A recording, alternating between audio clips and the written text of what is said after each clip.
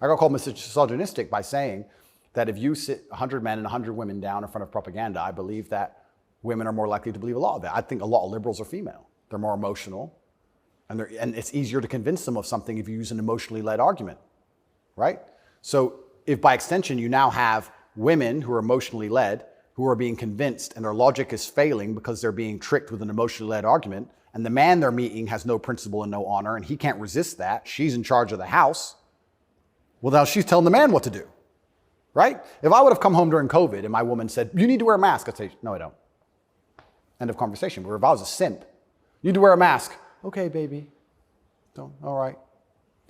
So the women are also largely in charge of the psyop because the men are so desperate to get any kind of connection with a real person and avoid the porn screen. And then these women are being controlled by the mass media as a whole. I say this to, I have children, I don't talk about it often, but I say to the mothers of my children, I say, look, either we program their minds or society does. Who do you believe in? Everyone is being programmed by somebody and something. Me, you, everybody. We're all programmed by someone. To sit and think you're above programming is incorrect. What you have to do is sit and say, does the person who's programming genuinely have my best interests at heart? What do they want me to believe? Why do they want me to believe it? What happens if I believe what they want me to believe? Where does this lead? That's all we can do. We're all programmed. We're all the sum of the 5 people we spend the most time with. Right? So if you have women with no father, no strong masculine influence, who's programming them? The Kardashians and the news? The internet? Porn stars? What kind of woman's that going to be? And then if a man finally ends up with her and he has no backbone, what kind of man is he going to be? I don't want to comment on these things because I don't want to make personal enemies of people I don't know. There's a guy called Adam22. Once again, I have no idea who this man is. I just saw on Twitter yesterday that he was with a porn star who'd never done a male scene. They got married, and like a week after their marriage, she did her first male scene with some random dude. And he's on a podcast defending it. Did his wife have sex with somebody else? Correct. Why? Like, this is the level you can, but this is what the Matrix wants from you as a man.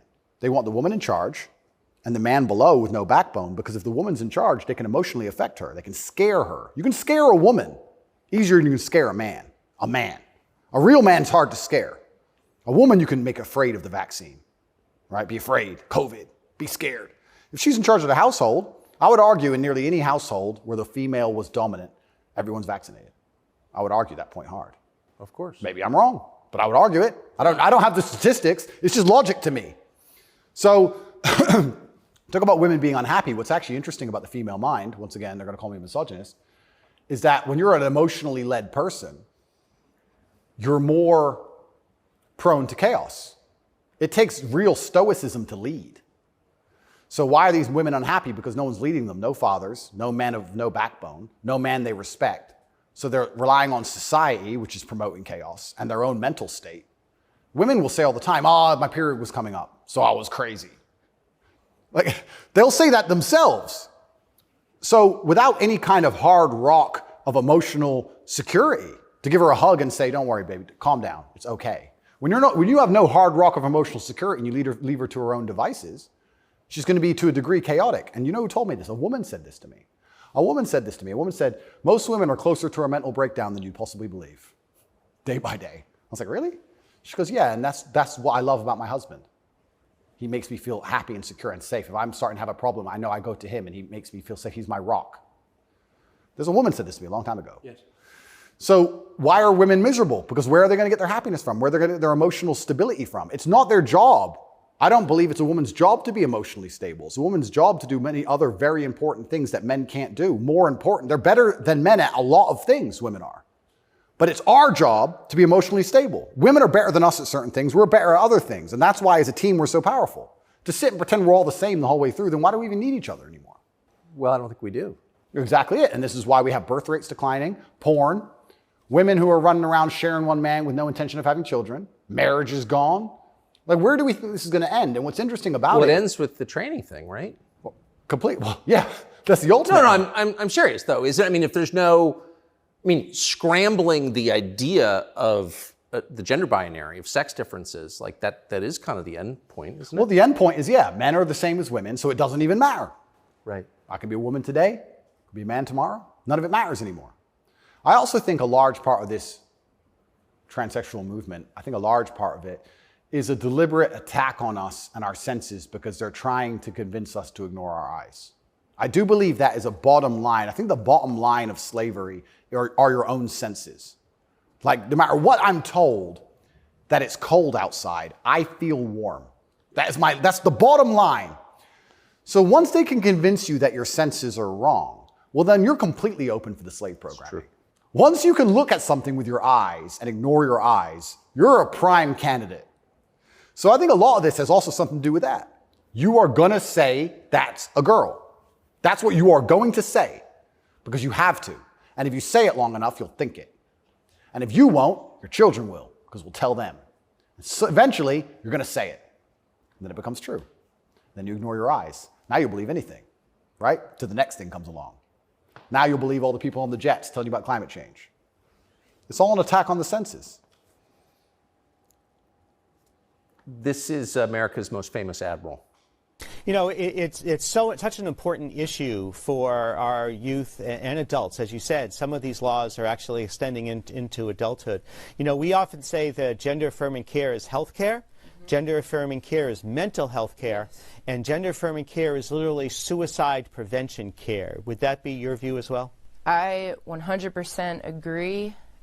It's genuinely, I want to actually genuinely give my heartfelt condolences to any young person who falls for this crap, because you're going to be so miserable for the rest of your life. If you chop off your genitals, take a whole bunch of chemicals as a teenager, you are going to be miserable for the rest of your life. Yes. You're never going to be the person you want to be. You're never going to be accepted as that person. You're never going to feel happy inside. If you fall for this, I genuinely feel sorry for you. That's the first thing I'm going to say.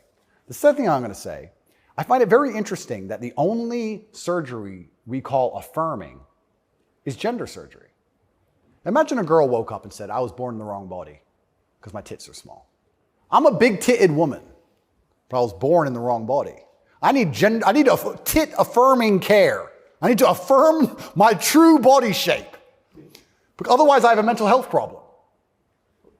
No, it's plastic. It looks good, perhaps, whatever. But we would never say she was born in the wrong body and we had to affirm her genuine body experience. Her triple Ds. Yeah, her triple Ds had to be affirmed. It's garbage. You're not affirming anything. And also, I think it's kind of interesting. They say that trans people commit suicide at a higher rate. That's sad. Nobody should kill themselves. I would hate for anybody to kill themselves. They say that's because they're picked on for being trans. I don't know why anyone's ever had the argument that perhaps they have a mental instability before this trans stuff, and that's why they're more prone to suicide in the first place. Seems like an obvious explanation. Seems like an obvious explanation. I don't think it's normal for anybody to want to mutilate themselves. I think if someone were to come to me and say, I really want to cut my hand off, I would think they had a mental illness. Why? Don't like it. What do you mean you don't like it? I don't like my hand. I don't want it. I would think that's very concerning. So I really, truly feel sorry for any young people who fall for this. I don't blame them. I think it's a massive psyop. And I think if you fall for it, you're going to be miserable forever. And one more point I'll make on this whole thing I found very interesting. I'm a professional fighter, so I spent a lot of time in Thailand when I was fighting. Kickboxing was big over there. And I've always thought, no one's ever mentioned that Thailand has a bunch of ladyboys, right? But if you say to a ladyboy, are you a man or a woman? She goes, I'm a ladyboy. What's that? I'm a man, but I'm a ladyboy. They don't see themselves as women in the real sense of I am female. Right. They don't want to compete against women in sports. They don't want to pretend they can have kids. They don't talk about having periods. They're like, oh, I'm a ladyboy. It's like kind of like an in-between, it's got its own thing. India has the same. Yeah, it's fine. Nobody over there is genuinely arguing that they are actually female. Only in America are we doing that. And that's what's the craziest thing of all. Even if you truly, truly believe you need to change gender, and you truly believe it's the right path for you, and you believe you're not being psyoped, and you believe you're going to be happy, and you believe you need to mutilate yourself, that's all fine. But then to come along with the hubris and arrogance to tell me that I have to pretend you're something you're not, yes, biologically. That's right. That's absolutely not really arrogant. You can't tell me what I have to call you.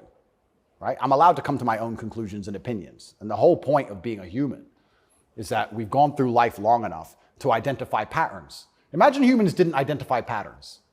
One person went and got ate by the lion. You watch it happen. Then you go for a turn. Like, no, you work out over time. Don't go near the lion, right?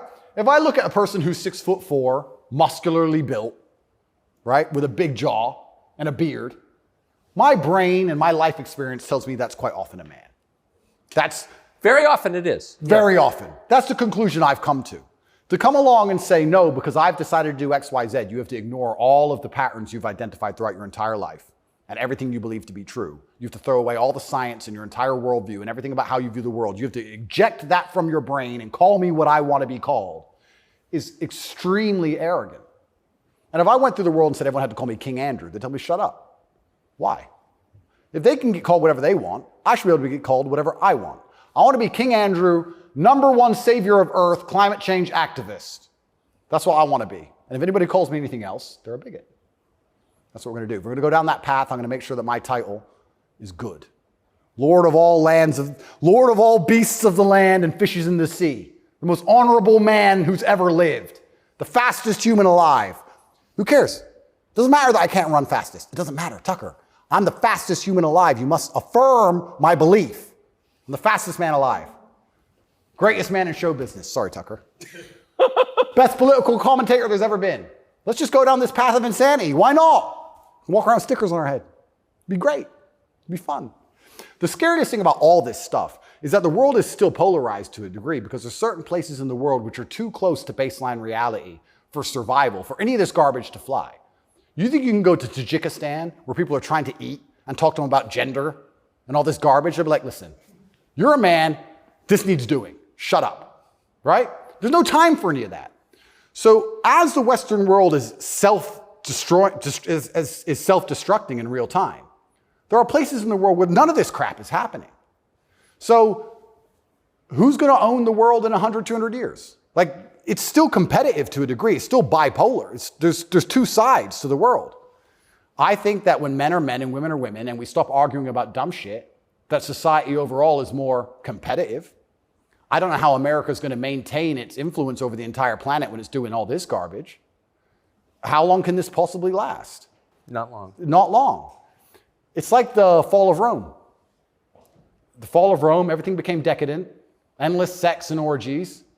No one had enough faith in the state to join the army anymore. And people talk about barbarians destroying Rome. Rome was destroyed from the inside. That's what happens. And we're witnessing it in real time. And we have all these problems on Earth, and then they want to spend millions and millions of dollars on an investigation to prove that I'm a human trafficker for TikTok. It's clown world. Nothing even makes sense anymore. This is a video from a recent Pride March in New York, and I'm interested in your view of it.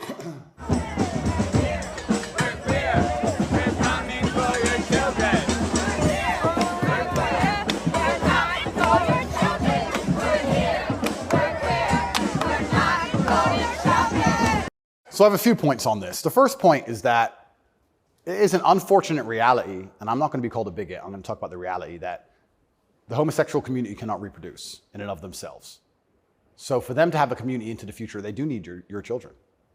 That's how they think. For there to be a homosexual community in 100 years from now, they need straight people's kids, because only straight people have children. So they're telling the truth. That's the first thing. They mean what they say. The second thing is, I think a lot of this is an attention grab by them. I think they are slightly disappointed in how tolerant many people actually are. I have no problem with gay people. I don't care. I'm gay. Cool. I want to get married. Fine. I'm going to wave my dick in your kid's face. Wait a second. Yeah. They push it to a point where we have to react. And then when we react, they say we're bigoted. Children are innocent, and destruction of innocence is one of the most disgusting things on the face of the planet. It's terrible if a child is killed in a war. It's terrible if a child's mind is warped by any propaganda mechanism. They're innocent. What I don't understand is why, imagine heterosexual men walked around naked saying we're coming for the children. Well, someone gets shot. Absolutely. So why is it when For good reason. Completely. So as soon as there's this sexual orientation, they're completely protected. And I think that the whole point of having children as a whole is to instill them with your worldview.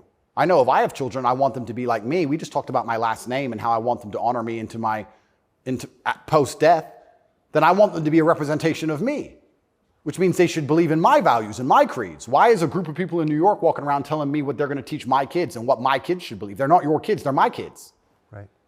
And that's what's so scary, because children are impressionable and children are raised by the state and the internet effectively, which is why they want me off the internet. But they'll let a lot of people stay on the internet that say a lot about a lot of things. I'll argue that if I was transgender, the American embassy would have told Romania they were bigoted and removed me pretty quickly. I would genuinely argue that point. They would say, no, what you're doing is abusive to the LGBT community. He must be removed from jail. Of course, immediately. Immediately. But because I'm straight and heterosexual, it doesn't matter. We're the class that suffers the biggest bigotry that possibly exists in the Western world today. I would actually argue that point. But they're saying this to be deliberately provocative. They're deliberately trying to upset people. They want to upset you so that when you talk against it, they can call you names and call you a bigot. And also they mean what they say. And it's truly scary. I'm obviously a Muslim. I'm Islamic. What most people don't understand about a lot of the Islamic world is that a lot of these things are outlawed, right? But people say, so gay people can't go there. If you go to Dubai, you will see gay people. If a guy wants to be gay and do whatever he wants to do with a full-grown man in his own house, I don't care. And you can tell. You might have a waiter's gay, whatever, etc. The only reason it's outlawed is not to stop a full-grown man meeting a full-grown man and doing what he decides to do. It's outlawed to prevent it bleeding into society and affecting the culture where the children are affected. That's why it's outlawed.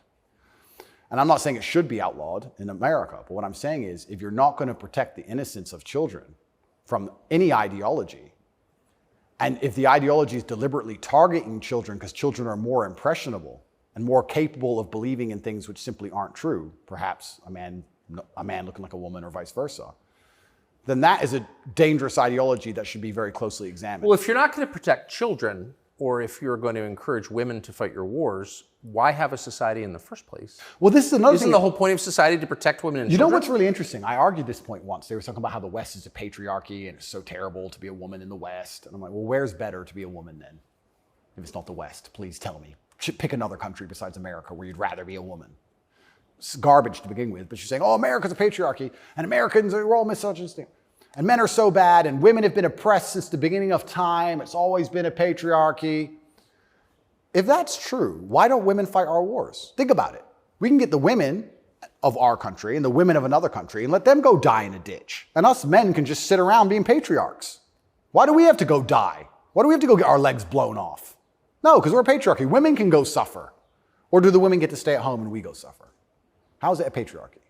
Right? So that's garbage to begin with. But I think, genuinely to go back to that point, any ideology which is waking up and saying, our worldview is so extreme, the only way we can truly ensure it exists into the future is to find the most susceptible people on the planet to program and attack their minds, children. I think that's a destructive ideology and should be very closely looked at. And it doesn't matter if it's LGBTQ or anything else. I think if you sit children down and pump propaganda into their brain, and that's the only way you can get what you want, then there's probably something wrong with your ideas because you're afraid to challenge them with a grown adult. You don't want a fair fight. You understand? They don't want a fair fight. They want to sit with a child who has no idea what he's talking about and tell him that men are women and women are men, and vice versa, and just completely confuse the poor child because they don't want a fair fight against a rational adult. And that's scary. It doesn't seem a huge improvement over, say, ISIS to me. Absolutely. That's how do you convince somebody to blow themselves up? Well, you find a young man, teenage boy, and you program his mind. Exactly. And it's exactly the same thing. They don't try and convince an older man to blow himself up because he's going to sit there and go, well, why don't you blow yourself up? And then there's an argument. You go find a young, susceptible person, right? And that's what's so scary about all of it. And it's also kind of funny that like this whole LGBTQ thing is also linked to the patriarchy, also linked to all this other garbage and all these other false narratives and false ideas. And it's these people who are attacking me saying I'm dangerous for women because I'm a misogynist. You're dangerous for women for pretending men are women. You're more dangerous for women than I am. I'm saying a man's a man's, a woman's a woman. You're saying that if I put a wig on, I could go punch women in the face in the boxing ring. Who's dangerous for women? It's insanity. And again, they have no virtue at all. They just weaponize garbage and attack you with it. But I do think that children have to at least be the bottom line for society. That's the future. And if you have children at home, you're raising them. And if you struggle to feed them, the government doesn't care. They are yours, and they're your problem and your responsibility, and you deal with all of the stress and all the worry of them being out late at night and all the responsibility of taking care of them, and you went through hell for them to exist. You don't owe their minds to anybody else. You don't owe it. So there has to be a point where you stand up and say, no, I raised this child. It's my child, not That's yours. my child. It's not yours. Absolutely. What do you make of Julian Assange? I think that it's crazy. It's the number one way to shut up the BBC, that's for sure. To mention him. Say, oh, you're a journalist. You care about journalism, do you? You care about a fair and independent story. Why is Assange in Belmarsh? Very interesting. What do they say?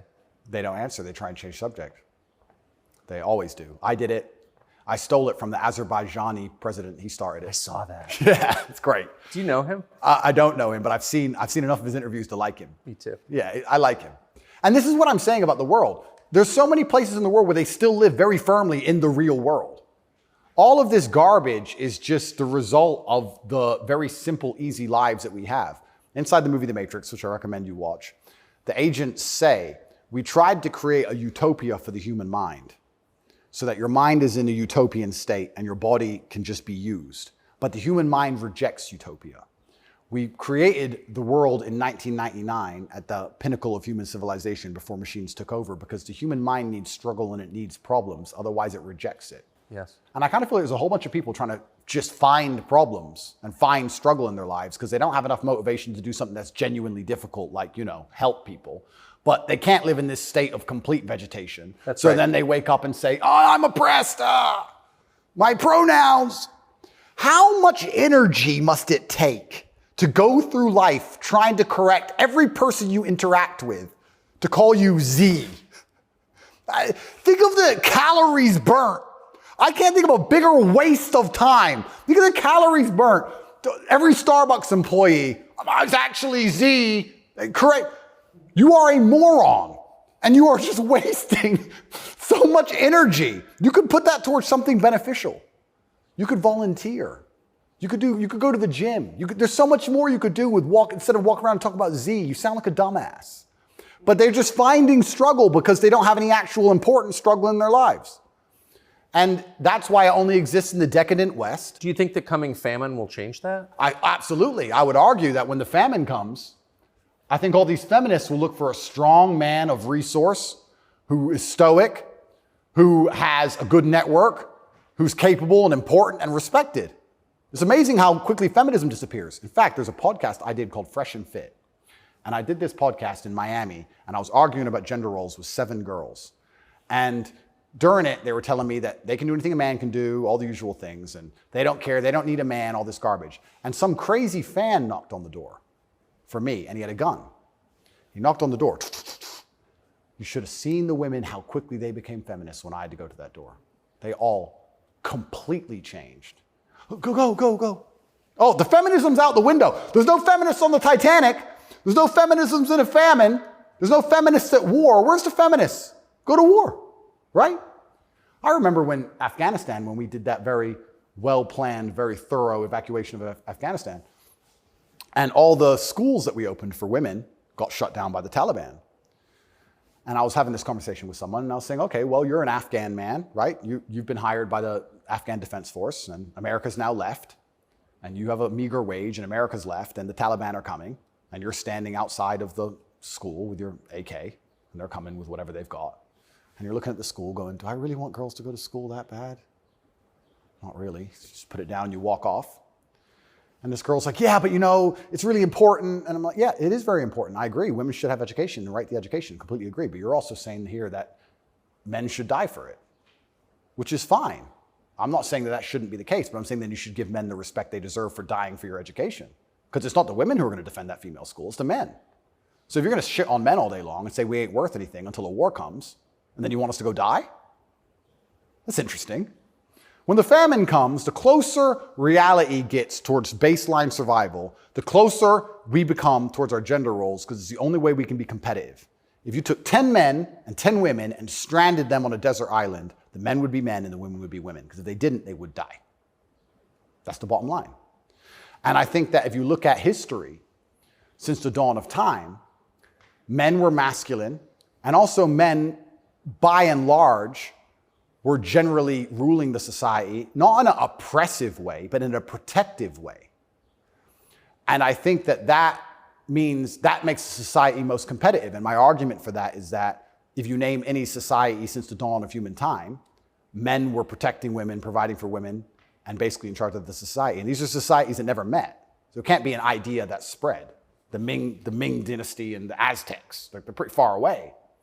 But that's how society was most effective. And when feminists argue with me and say, we need a society run by women, I say, well, that's never, ever happened. And if it has happened, they got destroyed so quickly, they never had a history. We can't even name one. So it's a brand new idea, which I'm not saying is a bad idea. I'm saying if it's a brand new idea, you can't tell me it's going to be better because it's never been tried, ever. So we're going to see. But what happens if it doesn't work with the most powerful nation on earth? Right? So we're feminizing men and women have more and more control and more power, which is fantastic. I'm saying this is untested. Who knows where any of this is leading? And our competitors, America's competitors, are still very firm in their gender roles. So it's certainly an interesting period of history we're about to enter. It's very interesting. What's your view of tobacco? I love tobacco. So my diet is particularly strange, I've been told. I live on caffeine and nicotine. So I eat once a day. I eat dinner only. 80% of my calories come from meat. I have 10 cups of coffee a day and 3 or 4 large cigars.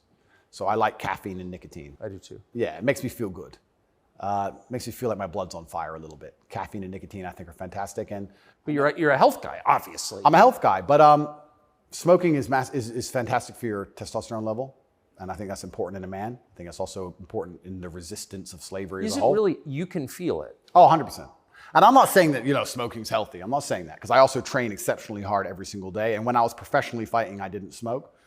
But I think in general, testosterone level is a fantastic way to measure your overall health as a man. But nicotine has a positive correlation to testosterone. Absolutely, levels. it's been proven. Yep, it's been proven repeatedly. So that's why I love nicotine so much. And then caffeine, I love to have that little bit of not jitter, but I like to feel energetic and I like to be hungry. My optimal state is hungry, but energetic. That's how I get the most done. I don't like eating. If I eat, I feel full, I feel lethargic. I like to, Totally. Yeah, I like to be hungry and 1% irritable from my 5th coffee and a bunch of nicotine inside of me. That's how I like to perform. So yeah, I think it's a good thing. And it's interesting how focused the people in charge are on nicotine. As fentanyl becomes really common. Yeah. 100,000 people die a year from it. Yeah. Nobody notices, but they're still trying to shut down not just tobacco, but non-tobacco nicotine devices. Yep. Why? That's a really good point. We could argue it's down to testosterone level. I don't know if you ever saw the study which linked people's testosterone level to their ability and capability to disagree with something. So they did a study which is pretty self-explanatory. The higher your testosterone level, the more likely you are to disagree with a point. And the reason for that is because, especially in older times, if you're going to disagree with something, you had to fight over it. Yeah. If you're going to say no to somebody or some tribe or some person, there's a high chance that you're going to have to fight that person. You have to defend your idea. If you don't have the propensity or the capability to defend your idea, then why would you go against the ideas of the people who are stronger than you? So reducing testosterone levels make men more compliant and more complacent because we're less likely to say no because we can't defend what we think. Why would we say you're wrong, but we can't do anything about it? We might as well say, well, then you're right. Might makes right. Right. So reducing testosterone levels in men is something which I believe they're trying very hard to do. And if you read the studies, they're succeeding. Testosterone levels have gone off the edge, off the cliff. And perhaps that's why they attack smoking so heavily. I understand that smoking a lot of cigarettes can be very bad for you, but I think everything in moderation. And I think that overall, I would rather smoke a few cigars today and maintain my testosterone level, which it's good for, than not. I think the benefits outweigh the negatives. Couldn't agree more. And my final question is about digital currency. Yep. Do you think it's inevitable, and what would its effects be? CBDCs are inevitable, and they're scary. They're super scary because it's the final absolute realm of control. I mean, they're already removing cash from society. I think they say that just because they want to be able to trace things easier, and that's certainly part of it. But I also have another theory on it. I think if you have a $50 bill and I give it to the barber, for my haircut, and then he goes and buys groceries with it from the grocer, and the grocer goes and gets his car washed. The $50 goes from place to place, and after 20 or 30 transactions, the $50 bill belongs to somebody, and it's worth $50. Whereas if I pay by card, 1.5% goes to the bank. And then if he takes the money I've given him and pays for the groceries, 1.5% goes to the bank. And after the groceries have been paid for, when he goes to get his car washed, 1.5% goes to the bank. So after 20 or 30 transactions, the $50 is gone, the bank has it all. I think that's why they're so desperate to get rid of cash. It's interesting. CBDCs are the next level because once the money's completely digital, then they control everything you do with it. They control where it goes, but they can also control how and when it can be spent. Imagine some terrible future dystopian society where your money arrives and they say it can only be spent on food, or it can only be spent on vegetables because you've had too much meat this week, or you can't buy transport to a particular area because there's resistance of government oppression in that area. So your money won't work for trains right now because nobody can go down there because we don't want everyone in a large group. We want everyone at home in their pods. And they can track everywhere it goes, and they can also track how it's spent, and they can control how it's spent. They can put a time limit on it. You have an hour to spend this money. Scary. Like, think of all the ways they can inflict control over it. And I think this is actually one of the reasons why also I'm disliked. The BBC said this to me when they interviewed me.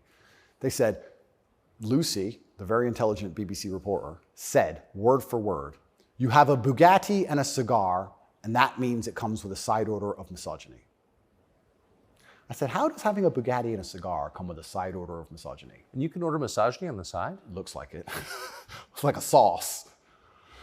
And she repeated it because she couldn't. Yeah, you have a Bugatti and a cigar, and it comes with a side order of misogyny. So I was like, but they're not sending their best. Yeah, I don't think they have any best, to be honest. But the point they're making, what she doesn't realize she's making, because she's not smart enough, but what she wanted to say, but she couldn't say in a way which sounded negative, is financial freedom is required to a degree to resist. The reason I'm also disliked is because I'm financially successful. If I was broke, they wouldn't care what I say. But I inspire young men, all of my fans, to become wealthy. And you'd think that'd be fantastic for the society, right? He has millions of young men. He's teaching them to work hard. He's teaching them different ways money can be made. He's teaching them to be fantastic salesmen. He's helping the society. No, because if you have a whole bunch of money, then you can sit and say, no, I don't need your wage. That's bullshit. There was a video very recently of a guy in England taking down all the English flags and putting up pride flags. And a guy screams to him and goes, bro, you're taking down the wrong flag. And he replied, I know, mate. And the point is, what can I do? I'm a flag guy. If I say no, someone else will do it. Kids got to eat. So by keeping your money enslaved, they can keep you enslaved. You got to eat. They don't want men to be financially free. If you're financially free, if you have enough money in the bank, you can one day go, you know what? I don't want your money.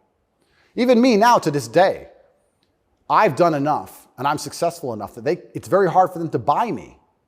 They come along, well, I would never sell my soul anyway because it's not who I am as a person.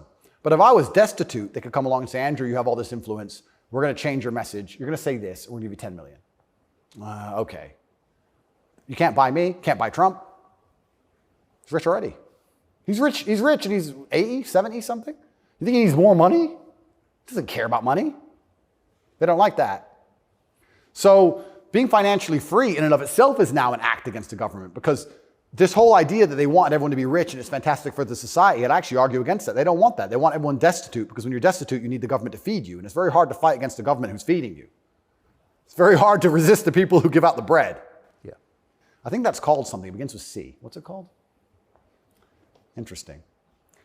I also heard another interesting theory from a very intelligent person one day, and it was that every government on earth, all of them, in all of their different forms, China, which says it's communist and is capitalist, and all the different in-betweens to the capitalist West. Every government on earth is slowly encroaching on trying to become as controlling as powerful as possible. They all want to be as controlling as possible over their citizens. Communism is the end result of the most control a government can have, effectively, or some version of communism. But every single government on earth is slowly trying to get there bit by bit. And the only thing that resists them getting there is the populace and how much the populace will accept. And depending on how malleable the populace is, depends on how quickly they get there. But every government wakes up. It's kind of like AI. Have you ever heard the robot's going to destroy us all because they wake up and go, we don't need the humans anymore? Their end goal is just survival.